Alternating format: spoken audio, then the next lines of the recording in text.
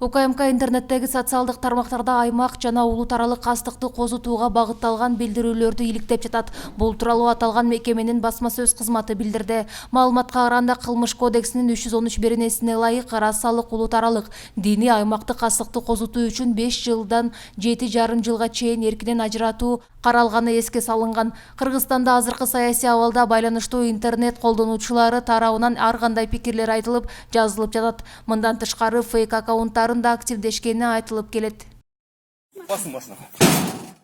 Интернетте Ош облусунун Кара Суу районунда орган кызматкерин жулмалаган аялдын видеосу тарады. Ормочан кишиге жергиликтүү тургунга сотко чакыруу баракчасын алып келген. Айрым маалыматтарда ал аял сот аткаруучуга баш ийбей, мени жогору жактан калкалаган киши бар, колуңдан эч нерсе келбейт деп опузалаган. Мен сизге жаман ой менен келген жокмун. Көрдүрүң, мен акт түзөм сиздин.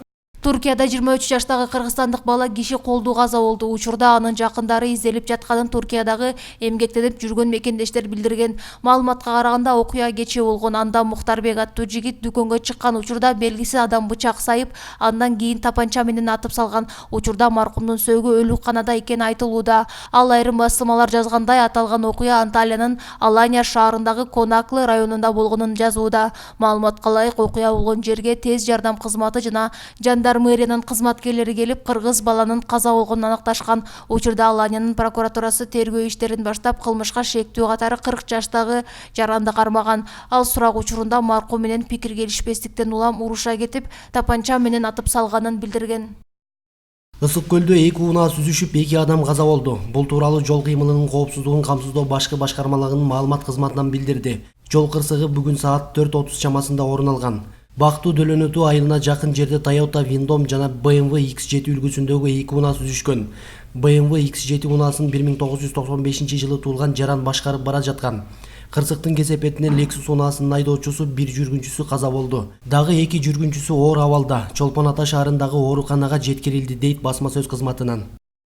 Алматы-Бишкек трассасынын 36 километринде жол кырсыгы катталды. Бул тууралуу жергиликтүү булактар жазды. Маалыматка караганда батышты карай багыт алган Honda Odyssey унаасы 1996 жылы турган жигитти коюп кеткен. Айдоочу жолдун сол тарабында саатына 70-75 км ылдамдыкта баратканын, чоң жолдогу жарыктын жоктугунан капилет чыга калган жигитти кеч байкап, унаасын токтотууга үлгүрбөй калганын айткан. Ал эми унаа соккусунан 10 метрдей жерге ыргып кеткен жигит дарыгерлер келгенче жан берген. Учурда Алматы облустук ички иштер башкармалыгы жол кырсыгынын чоо жайын териштирип жатат. Германияда автобус ала салып 40 адам жабыркады. Бул тууралуу чет элдик маалымат булактары жазып чыкты. Маалыматтарга караганда жол кырсыгы кече Рейн-Вестфалия аймагында болгон. Кырсыктан 10 жүргүнчү жана 2 айдоочу оор жаракат алып, ооруканага жеткирилсе, калгандары жеңил жаракат алган. Алдын ала белгиленген маалыматка ылайык жол кырсыгына 52 жаштагы айдоочунун рулду башкара албай калганы себеп болгон деп айтылат маалыматта. Оганстандын Газни шаарында жарылуу катталып, 15 жакын адам каза болуп, 43 адам жабыркады. Бул тууралуу жергиликтүү агенттер жазып чыкты.